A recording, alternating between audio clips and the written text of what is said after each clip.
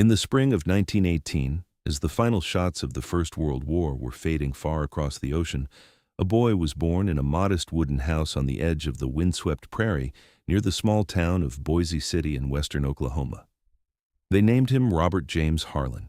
Everyone simply called him Bob. His father, James, rented 40 acres of not particularly fertile land and worked from dawn with a pair of old mules, trying to grow wheat and corn. His mother, Mary, managed the household, raised 3 children, and cooked on a kerosene stove. The house had no electricity or running water. Water came from a well, the outhouse stood in the yard, and the only light in the evenings came from an oil lamp. Bob would wake up to the smell of cornbread and boiled beans, his father already out in the fields, his mother quietly humming old hymns.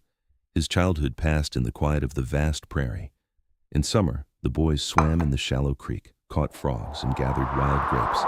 In winter, they slid on homemade sleds and helped their mothers chop kindling for the stove.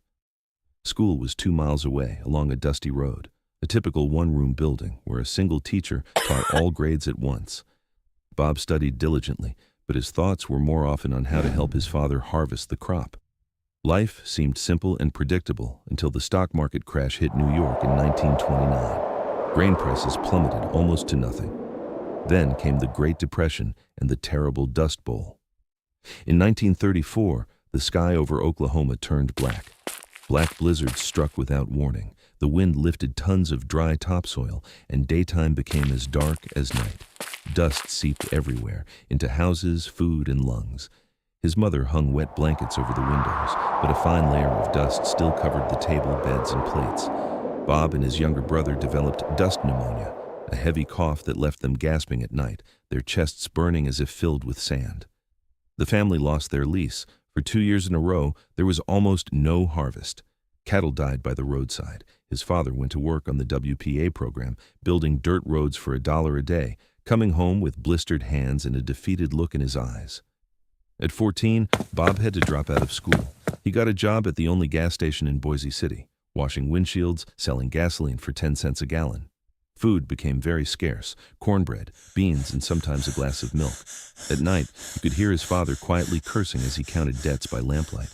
Many families packed up and headed west, Okies searching for work in California's orchards. The Harlans stayed.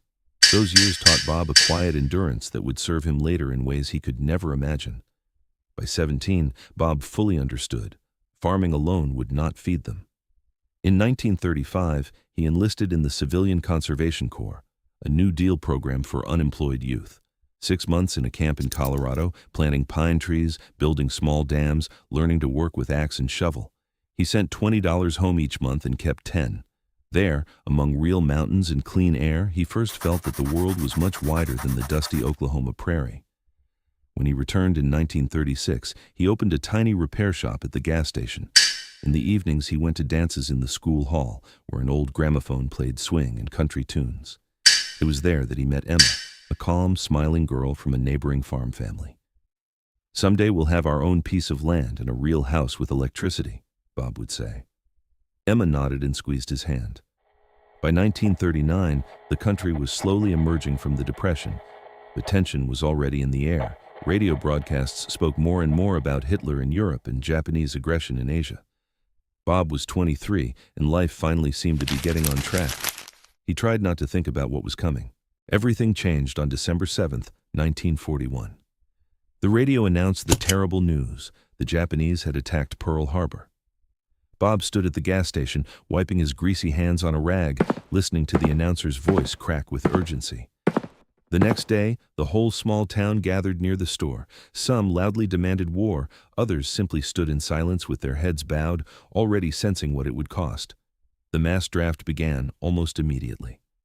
In March 1943, an official notice arrived in the Harlans' mailbox. Bob was 25. His father silently hugged him by the old gate, his mother wept quietly on the porch, and Emma stood aside, tightly clutching a handkerchief. "I'll come back, I promise," Bob said, trying to keep his voice steady. An old bus took him to a training camp in Texas. The Army met him harshly but simply.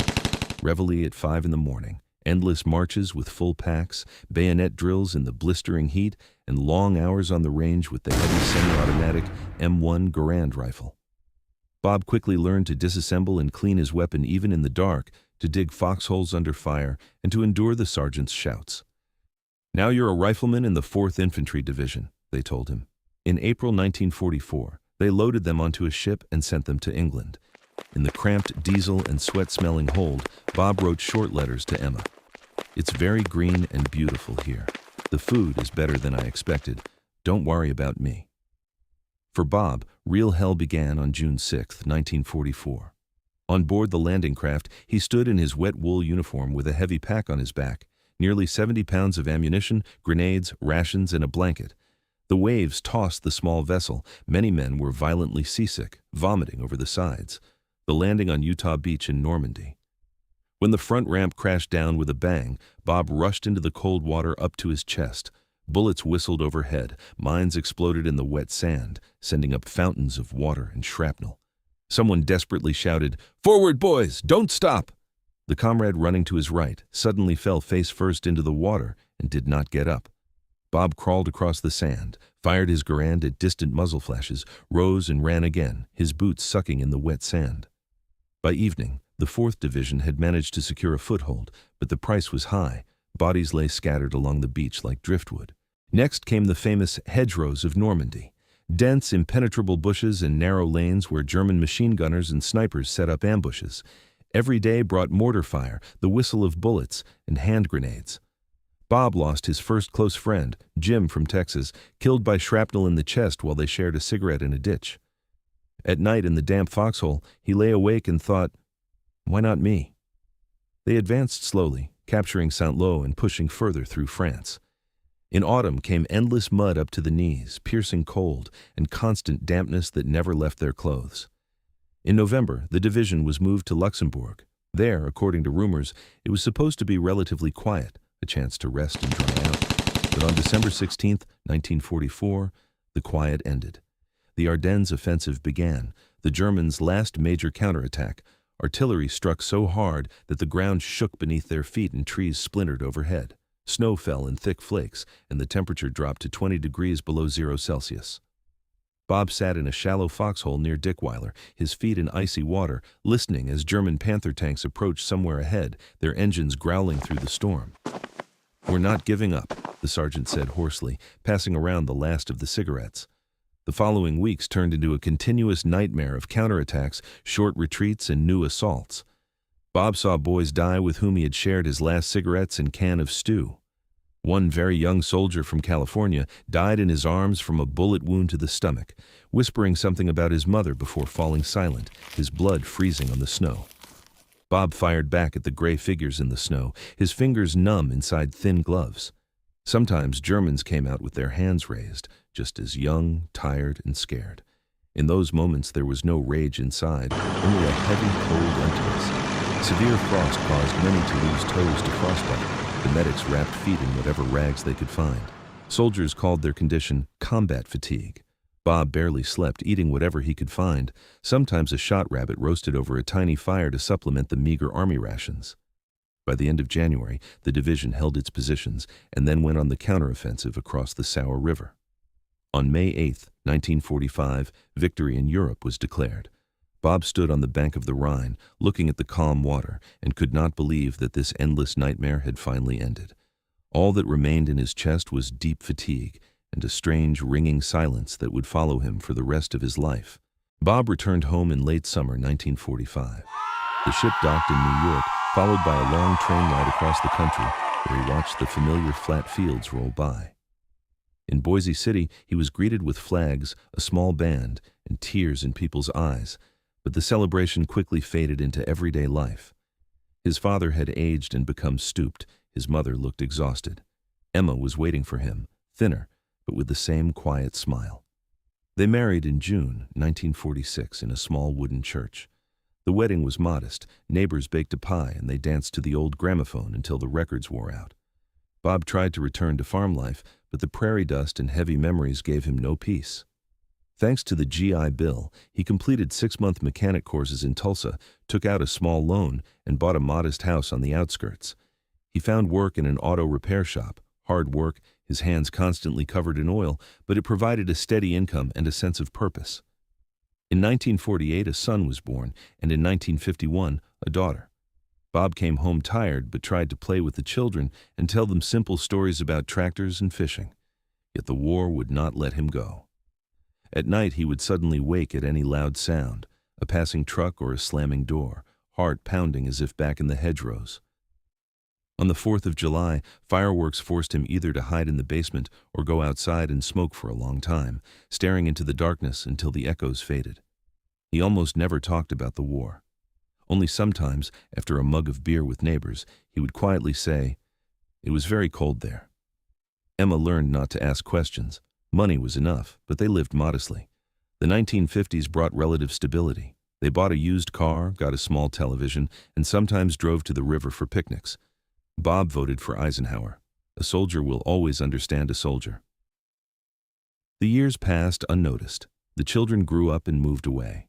In the early 1970s, his son nearly went to Vietnam. Bob firmly talked him out of it. "Don't do it, son. One war in a lifetime is more than enough." He advanced to shop foreman at the garage and later moved to a small oil company in Oklahoma City. He retired in 1983. His grandchildren loved to visit and listen to his stories about the dust storms, fixing tractors, and what America looked like before the big highways.